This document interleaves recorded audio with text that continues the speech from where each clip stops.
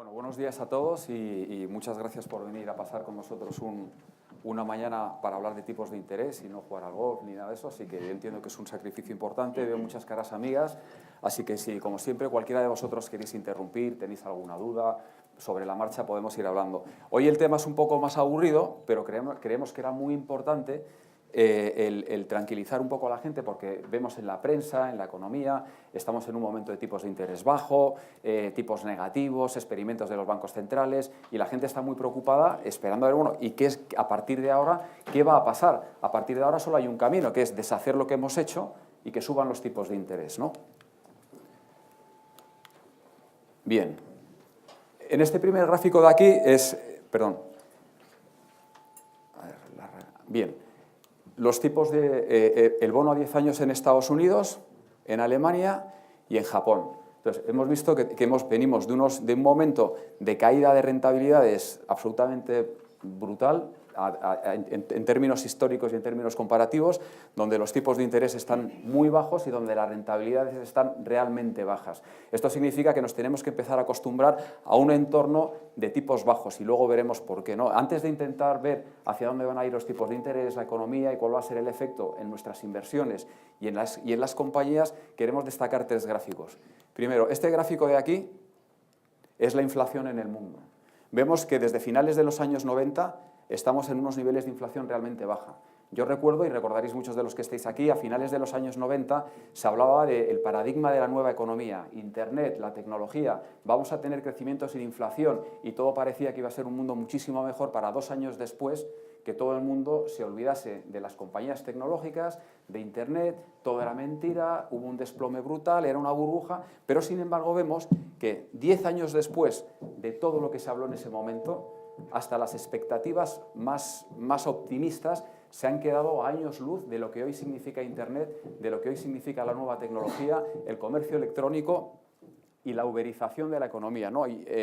Hoy tenemos a Amazon, tenemos a Google, tenemos a Uber, tenemos agencias de viajes low cost, queremos viajar en avión y tenemos compañías low cost. Low cost es lo que se ha extendido a todos los niveles y en todas las economías. No tienes por qué salir de casa para salir a cenar, quieres un coche, lo puedes coger en la puerta y alquilarlo nada más que para un trayecto de 50 metros, 100 metros, lo que quieras, pagar menos y cada vez menos. Por lo tanto, pensamos que los niveles de inflación en este nuevo sistema económico no van a ser los que hemos vivido anteriormente, y sí que creemos que lo que se hablaba hace 10 años va a estar ocurriendo ahora. Y ya ni siquiera comentar que si en algún momento queréis o alguien tiene alguna duda, todo el tema de las criptomonedas y de la tecnología blockchain que está detrás. Eso va a ser un cambio también disruptivo a nivel económico y a nivel de costes y a nivel mundial, ¿no?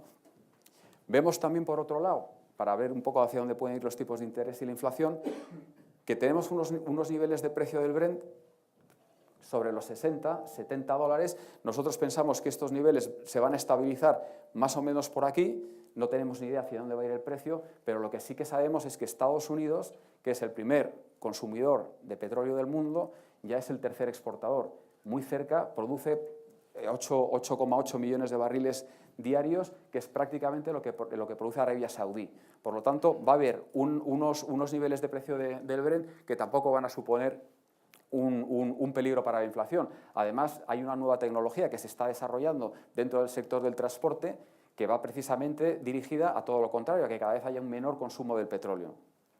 Vemos que además estamos en unos momentos de crecimiento mundial realmente bajos. No pensamos que vaya a haber un repunte en el crecimiento mundial muy fuerte, por lo tanto, los tipos van a estar bajos, aunque van a subir, la inflación va a estar baja, aunque va a subir algo también, y, por ejemplo, por poner un ejemplo en temas de crecimiento mundial, el objetivo de China ya no es crecer al 13 o al 14%, sino tener crecimientos del 6, 6,5%, con una importancia del consumo dentro de ese crecimiento mucho más importante, porque hoy prácticamente ese consumo se produce por la inversión de los gobiernos, ¿no? Entonces, eso... Pensamos que nos vamos a encontrar en un mundo donde nos vamos a tener que acostumbrar a tipos bajos. Tipos bajos son rentabilidades bajas y significa crecimiento a nivel mundial más moderado o más bajo.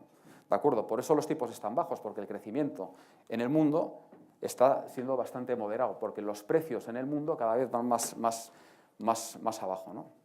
El ejemplo de Amazon que hemos puesto antes, una compañía que ha tenido un crecimiento en los últimos 10 años en ventas, crecimientos medios del 31% todos los años, casi prácticamente ninguna industria ha conseguido unos crecimientos tan importantes, mientras que las ventas en los grandes almacenes caían, la cuota de Amazon ha ido creciendo de forma absolutamente exponencial. No solamente eso, sino que ha conseguido que dentro de las ventas de Internet las preferencias de los millennials sea a través de la plataforma de Amazon. ¿Cómo ha conseguido Amazon esto? Un crecimiento muy fuerte, pero con unos beneficios muy ajustados. Lo que hemos dicho al principio, volumen y precios bajos. Vemos que Amazon ha primado el crecimiento frente a los beneficios. Entonces, ahí se produce un cambio disruptivo a nivel económico, donde pensamos que la inflación va a tener un efecto bastante benigno. Si nos ponemos un poco también, hemos dicho, bueno, vamos a tener un poco de perspectiva, tipos de interés. Estamos en unos tipos muy bajos, muy altos, hemos pensado que 300 años ya es un rango suficiente como para saber dónde estamos. Aunque esto es del 2014, ahora mismo aquí estamos cogiendo los tipos nominales en Gran Bretaña y en Estados Unidos porque es la serie histórica más grande donde hemos podido encontrar un plazo mayor.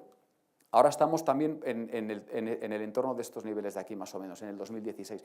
Por lo tanto, lo que vemos es que lo que ha sido una aberración ha sido las últimas décadas, que lo normal es que nos movamos en unos tipos de interés muchísimo más bajos, a excepción de la Revolución Francesa, de la Revolución Americana, de la Revolución Industrial y de la Segunda Guerra Mundial, donde hemos tenido repuntes fuertes de los tipos nominales, lo normal es que nos movamos en una zona muchísimo más estable y máxime cuando estamos pensando que la inflación no va a ser un problema en el medio plazo.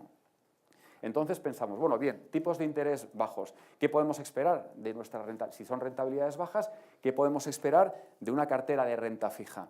Si vemos los tipos de interés nominal, que son ¿dónde han estado los tipos de interés?, que es este gráfico de aquí, se asemeja mucho a la rentabilidad que hemos podido obtener en una cartera de bonos de gobierno. Es decir, en los años 2000, con unos tipos medios, en la década de los 2000 del 6,33, nuestra rentabilidad ha sido muy parecida al 6,33. El problema es que ahora estamos aquí, estamos en rentabilidades muchísimo más bajas, por lo tanto, que nadie piense que las rentabilidades van a ser muy altas en muchos activos, no solamente la renta fija, de aquí a los próximos años.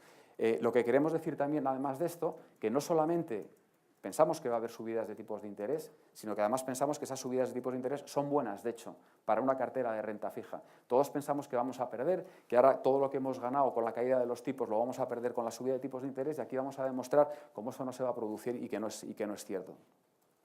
Este gráfico de aquí vemos pues bueno, un poco cuáles son las rentabilidades, que para los próximos años qué rentabilidades podemos esperar en los distintos tipos de activos de renta fija. En la década de los 90, pues hemos visto que hemos tenido rentabilidades prácticamente en todos los activos muy altas, ha ido bajando entre el 2011 y 2006, las rentabilidades han sido menores, pero en el futuro, en el 2017-2020, las rentabilidades van a ser incluso menores todavía, por el entorno en el que nos encontramos. Pero esto tampoco es una mala noticia. Si con una buena diversificación tenemos inversiones, por ejemplo, en mercados emergentes, que son estimaciones, rentabilidades estimadas en el entorno del 6%, o incluso en bonos de alto rendimiento que podríamos estar por encima, y en bonos corporativos en rentabilidades del 4% de medias. No son rentabilidades malas con una inflación baja. Creemos que todavía se le puede exprimir bastante una inversión en renta fija. Entonces, ¿qué hacemos en el corto plazo? Sabemos que van a subir los tipos.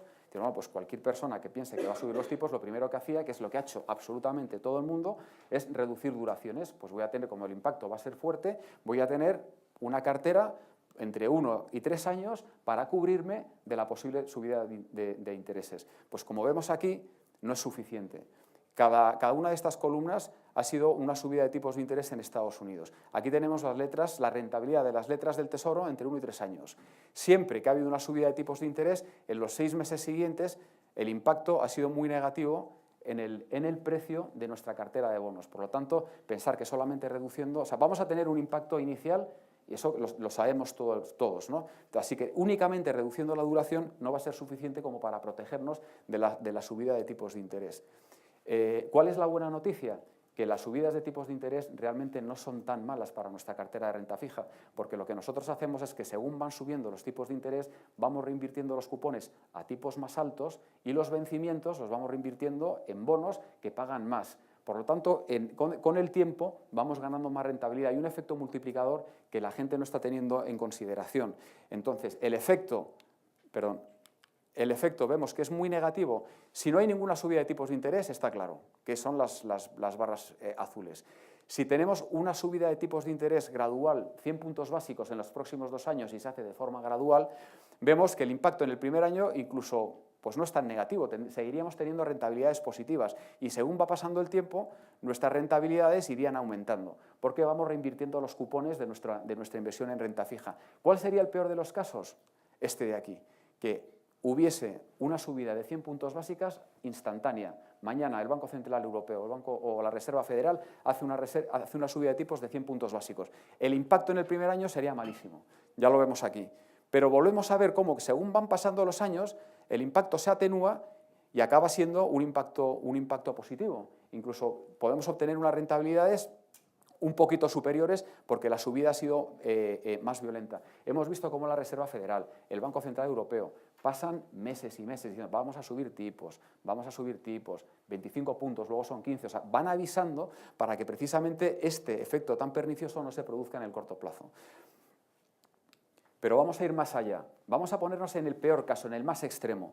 Venimos de una caída de tipos y de caída de rentabilidades desde los años 90 absolutamente bestial. Hemos pasado una crisis financiera, hemos pasado la crisis de Europa, de todos los países periféricos, y el taper tantrum de Estados Unidos de, bueno, vamos a recortar todas las ayudas. En este periodo ha sido un periodo histórico en el que la caída de tipos ha sido absolutamente brutal. Entonces decimos, bien, vamos a desdoblarlo.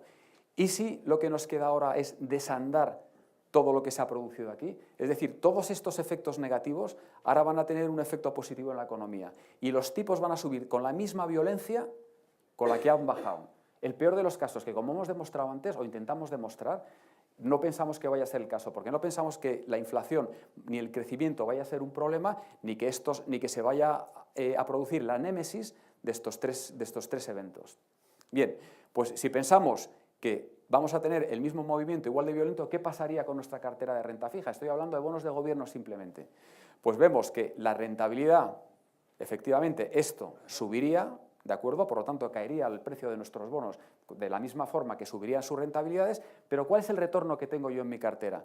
Pues vemos que en el bono a 2 años hubiéramos tenido una rentabilidad cerca del 25% y en el bono a 5 años del 40% y en el bono a 10 años incluso mayor. Por lo tanto, con una subida incluso tan violenta de los tipos de interés, tenemos rentabilidades en el largo plazo de nuestra cartera de renta fija positiva. Es más, cuanto mayor es la duración, mayor es la rentabilidad que obtenemos nosotros en el largo plazo. Por lo tanto, no hay que tener miedo a la subida de los tipos de interés, sino a cómo se produzca esta. Y que en el largo plazo lo que hacemos es ir reinvirtiendo los cupones a tipos más altos. Y esto tiene un efecto en nuestras inversiones multiplicador que es absolutamente que es muy importante y que a veces minusvaloramos.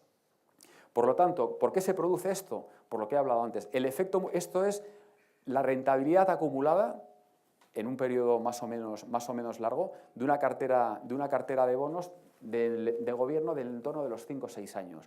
Vemos como que cada vez que han subido los tipos de interés, efectivamente, el precio de nuestros bonos ha caído en todas las ocasiones, pero la rentabilidad de nuestra inversión ha subido, lo que significa que la rentabilidad total, lo que yo voy a obtener al final, que es la diferencia entre el precio del bono y la rentabilidad de mis cupones, es muy positiva. En el largo plazo obtenemos rentabilidades positivas. Aquí el único problema sería que la inflación creciera mucho más deprisa, que por ejemplo, no sé, digamos que en Estados Unidos o en Europa, de repente digamos, bueno, suben tipos de interés porque aparece inflación en un momento en el que no hay crecimiento. ¿Por qué puede aparecer inflación? Pues porque el euro se desplome, porque el dólar se desplome, porque la gente piense que toda esta liquidez que de los bancos centrales han dado a los mercados, de repente llegue al consumidor a través de los bancos. Se puede producir un shock de inflación muy fuerte, que no significa que eso venga apoyado de crecimiento, pero eso es una variable con la que no contamos en absoluto. Por lo tanto, invertir en renta fija con subidas de tipos de interés, incluso si esa subida es violenta en el largo plazo, sigue siendo algo rentable. Es más, No tenemos por qué simplemente decir, bueno, ya sabemos lo que pasa con los bonos de gobierno, pero tenemos alternativas. Tenemos los bonos de alto rendimiento en Estados Unidos y en Europa, son bonos de compañías con rentabilidades más altas porque el rating es un poquito más bajo.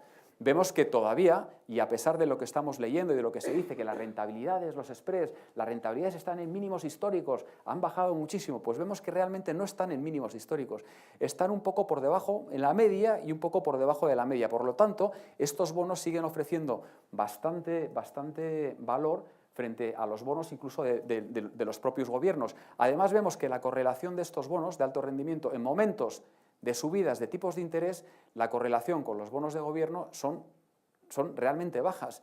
Y no solamente con los bonos de gobierno, sino que cogemos prácticamente todos los activos en los que podemos invertir, de crédito, de deuda, de renta variable, vemos que tiene unas correlaciones realmente bajas. Pues esto yo creo que es desde 1984 la correlación que tienen este tipo de bonos con el resto de nuestras inversiones. Por lo tanto, diversificas más, todavía tienen valor y en un momento de subidas de tipos tienes una cartera que está más descorrelacionada, que también es bueno. Hemos hablado también y cómo nos podéis recomendar también invertir en bonos de mercados emergentes. No en bonos de gobierno, en bonos de compañías de mercados emergentes. Vemos que el ratio de default, el ratio de impago de los bonos high yield en este caso, ¿vale?, es muy parecido o no es mayor en Estados Unidos, en Europa, que en los mercados emergentes.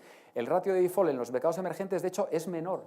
En los momentos de crisis hay menos default de compañías de mercados emergentes que de las americanas y de las europeas. Por lo tanto, el nivel de riesgo tenemos que tener en cuenta que tampoco es mucho más alto y aquí tenemos una buena diversificación. Es más, el apalancamiento de este tipo de compañías es mucho menor que el apalancamiento que tienen las compañías americanas, que es el principal mercado y el más grande de deuda high yield. Que deuda high yield no es deuda basura, no, es deuda de alto rendimiento, son rentabilidades que están por encima de los AAA o de los bonos de investment grade, ¿no? Este es un gráfico que he sacado aquí para que veamos que sí, efectivamente, los mercados emergentes tienen su volatilidad. Hemos tenido en el 2008 la mayor crisis financiera y aquí hemos tenido un impacto muy fuerte en los mercados emergentes, pero vemos que la recuperación también ha sido fuerte y aquí hemos tenido una recuperación que no ha venido dada por la recuperación de las materias primas tampoco, que lo tengamos claro. Aquí tuvimos un efecto muy importante del efecto de las materias primas en la renta variable emergente, pero sin embargo en la renta fija high yield hemos visto cómo hemos obtenido unas rentabilidades muy buenas también en una cartera. Pero ya vamos a dejar la parte teórica, porque yo puedo haber puesto aquí miles de gráficos, la teoría lo soporta todo, pero vamos a ver qué es lo que ha pasado. ¿Qué pasa cuando suben los tipos de interés? ¿Qué pasa con mis inversiones? ¿Qué podemos esperar? Vemos que en todos los años en los que ha habido subidas de tipos de interés, el bono a 5 años, he cogido una duración media para que veamos el impacto, las rentabilidades de nuestros bonos ha subido porque su precio ha caído. Bien, ya sabemos que el primer efecto, como hemos visto antes, en la subida de tipos de interés en un bono del Estado es que tenemos rentabilidades negativas. Pero ¿qué pasa si además tenemos otro tipo de bonos, que también es renta fija? ¿Qué pasa si tenemos bonos high yield o bonos corporativos? Pues vemos que en el caso de los bonos high yield, todos los años, prácticamente en un 98% de los años que ha habido subidas de tipos de interés, la rentabilidad de nuestra cartera ha sido positiva, no solamente positiva, sino en algunos casos ha sido una rentabilidad excepcional, excepto en el 94 y en el 2015. Pero es que lo mismo pasa con nuestros bonos, con una cartera de bonos corporativos. Que suban los tipos de interés no significa necesariamente que nuestras rentabilidades en renta fija vayan a ser malas. Pues probablemente todo lo contrario. En los bonos corporativos y los bonos high yield, tener en cuenta que son bonos de compañías. Cuando se suben los tipos de interés es porque la economía está mejorando, porque la economía está subiendo y los gobiernos lo que pretenden es enfriarla. Por lo tanto, para las empresas es algo bueno. Tampoco, como hemos oído decir en muchísimos medios, una subida de tipos de interés es malo para las empresas, es malo para sus balances, el coste financiero les va a subir muchísimo, están apalancadas. Pues francamente, todos los años que hemos tenido subidas de interés, el SP500, y he puesto el SP500 porque es donde teníamos más historia con índices de high yield y corporativos, hemos tenido rentabilidades muy positivas. Las rentabilidades han sido buenas. No hemos tenido por qué preocuparnos porque hayan subido los tipos de interés. La gente, y yo he leído en miles de medios y le he escuchado a muchísimos economistas hablar de que la subida de tipos de interés siempre es mala para la renta variable. Entonces, bueno, pues vamos a ver si históricamente es eso cierto o no, y vemos que no. Pero vamos a hacer otra prueba. Estamos hablando de renta fija, bien, estamos hablando que la renta variable ha subido mucho, la economía tal. ¿Qué pasa si hay un crash mañana? ¿Qué pasa si la renta variable cae? Vemos que en los años donde hemos tenido caídas de la renta variable, nuestra cartera de renta fija corporativa, que estamos hablando de empresas, ha tenido unas rentabilidades muy buenas, y luego no nos olvidemos que el efecto que tiene sobre una cartera de renta fija donde no hay riesgo, podemos tener un efecto muy positivo. Es decir, es conservador mantener hoy en día una porción de nuestra cartera en renta fija, donde vamos a tener rentabilidades positivas y donde en un momento de shock nos van a servir como refugio. El único año que podemos ver aquí, bueno, en el 87, que solo hubo una caída del 2,56%, el Dow Jones cayó un 22% en un solo día. Aquí hubo el crash bursátil del 80, creo que el lunes negro o algo así le llamaron, ¿no? Entonces, aunque parezca que fue poco, en un solo día se produjo una caída del 22%. Pues las rentabilidades de nuestra renta fija fueron buenas, fueron positivas. Perdón. Bueno, nos hemos fijado, entonces, lo del tema de la renta fija ya está más o menos claro cuál es nuestra posición. Queremos tranquilizar a la gente, que no se lleven las manos a las cabezas, que las subidas de tipos no nos van a arruinar, que con paciencia vamos a tener rentabilidades buenas, que hay que tener cuidado, que la renta variable ha subido muchísimo, que tenemos unos niveles de valoraciones muy altos y que la renta fija en un momento dado también nos va a servir como refugio, aparte de como rentabilidad. Esto me llamó la atención, la estuve buscando, la vi el otro día, en el 2007, pues la portada de Forbes, Nokia, 1.000 millones de usuarios. La compañía número 1 que estaba en todas las carteras de todo el mundo. ¿Qué es lo que quiero decir? Que Facebook, Amazon, Apple, no hay compañías que sean eternamente o que sean absolutamente invulnerables o inmortales. No lo son. Hay que tener muchísimo cuidado y en renta variable hay que ser muy selectivo. Nosotros quizás somos un poco aburridos en el tipo de compañías en las que invertimos, pero nos gusta invertir en negocios sólidos. Aquí, ya entrando un poco en renta variable y tipos de interés, hemos visto antes cómo la subida de tipos de interés no es mala para la renta fija y puede no ser mala para la renta variable, pero hemos estresado más el modelo. Sacamos un gráfico del S&P 500 y vemos las subidas históricas más fuertes y más violentas de tipos de interés y más largas, ¿qué efecto han producido en nuestra cartera de renta variable? Es decir, realmente hemos visto que en el año la rentabilidad, ¿vale?, es positiva, pero si la subida de tipos se ha producido durante varios años, ¿cuál ha sido el efecto en nuestra cartera de renta variable? Pues vemos que los retornos del S&P 500 durante todas estas subidas, estamos hablando de subidas de un 12%, de un 6%, o sea, de tipos del 3,83 al 10,78, del 9,47 al 18,90.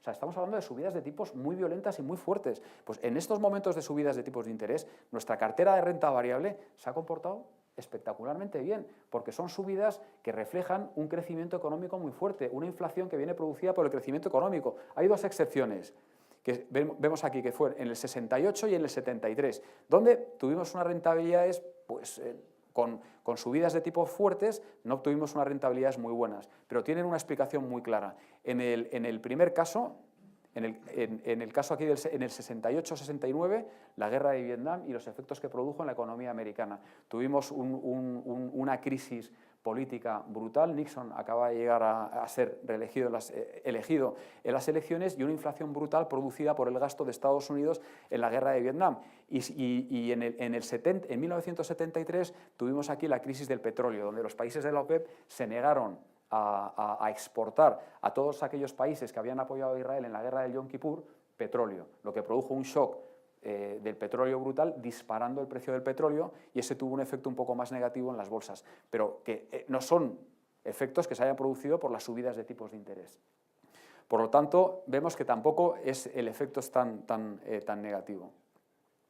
¿Cuál es el problema? No son los tipos de interés. El problema, y en lo que tenemos que tener cuidado a la hora de invertir, son las valoraciones. En el caso de Estados Unidos, si cogemos un ratio que es el PIB del país, la capitalización de todas las empresas que cotizan dividido por el PIB del país, por todo lo que genera el país, eso lo utiliza bastante Warren Buffett, vemos que estamos en niveles históricamente muy altos. Siempre que hemos alcanzado estos niveles, pues han venido correcciones de las bolsas realmente importantes. En el caso de Europa, a pesar de que estamos en niveles fuertes, estamos muy por encima de la media.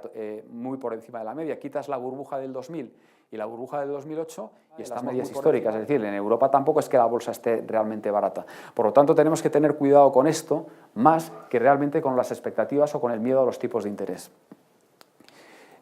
Ya rápidamente comentaros, eso si queréis, no quiero entrar más en detalle, hemos puesto dos ejemplos de dos compañías que nos gustan especialmente para que entendáis un poco nuestra forma de invertir. Una es Gestamp.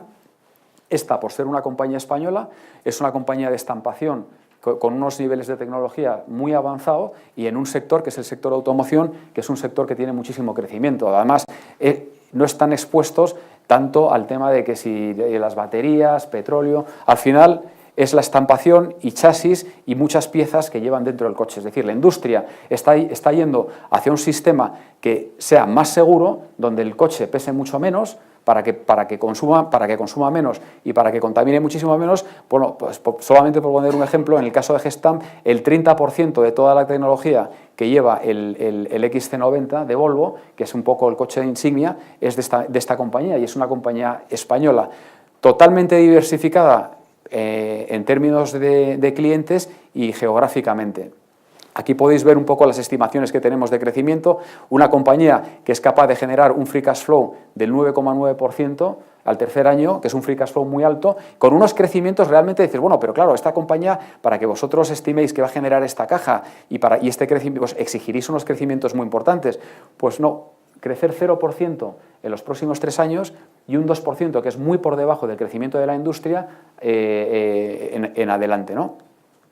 Otro ejemplo que hemos puesto aquí, bueno, amenazas, fortalezas de la compañía. Otro ejemplo es Publicis. Publicis es la tercera compañía de publicidad más grande del mundo. ¿Y por qué nos ha interesado y queremos exponerla aquí? Porque hace unos años todos oíamos Intel, un monstruo tecnológico que ya no sirve absolutamente para nada. Microsoft era una compañía que ya se ha convertido en una compañía industrial que no va a crecer. Hoy vemos como Intel y como Microsoft prácticamente han doblado sus capitalizaciones y siguen creciendo, invirtiendo en industrias ya maduras. ¿Qué pasa con Publicis? Pues que antes hablábamos de Intel y de Microsoft, ahora hablamos de Publicis porque hablamos de Google, porque decimos que, claro, todo el tema de publicidad está cambiando, las nuevas tecnologías. Publicis es una compañía anticuada, que no va a crecer. Bueno, pues nos encontramos con una compañía que tiene como clientes a las primeras multinacionales del mundo, que dentro del sector de la publicidad y de los servicios de marketing es la tercera del mundo, que está muy diversificada y en la que ya prácticamente la mitad de sus ingresos vienen a través de las plataformas digitales. Entonces, hemos visto una oportunidad, igual que vimos en Intel, igual que vimos en Microsoft, cuando todo el mundo habla de compañías grandes, que han sido compañías muy buenas, que están en sectores maduros y que ya no tienen crecimiento. Pues nosotros pensamos que en el caso de Publicis no solamente tiene crecimiento, sino una capacidad de generación de caja absolutamente brutal. Y el que esté cotizando a estos precios es una oportunidad, creemos, de comprar una compañía de muchísima calidad, con una cartera de clientes de muchísima calidad, a un precio que no vamos a ver durante mucho más tiempo. Así que un poco, en definitiva, no hay que tener miedo a la renta fija, no está muerta. Tenemos que tener renta fija en nuestras carteras, tenemos que tener renta fija por su rentabilidad, por su refugio y por su diversificación. No hay que tener miedo a las subidas de tipos de interés, no hay que esperar grandes crecimientos a niveles mundiales ni niveles de inflación altos, lo que significa que también tenemos que ser realistas. Las rentabilidades esperadas van a tener que ser más bajas, así que cada uno tendremos que ver un poco nuestras inversiones, cómo las hacemos. Hay que diversificar en bonos corporativos y en bonos de países emergentes y en bonos de alto rendimiento. Y, por supuesto, tener renta variable, pero muy seleccionada y tener, claro, mucho cuidado. Con esto, si luego tenéis dudas, os dejo ahora con Eva, que va a hablar más de una parte más patrimonial e intentar ver cómo podemos ayudar para que, bueno, pues en este entorno pues todos tomemos las medidas que más favorezcan a nuestro patrimonio. Muchas gracias.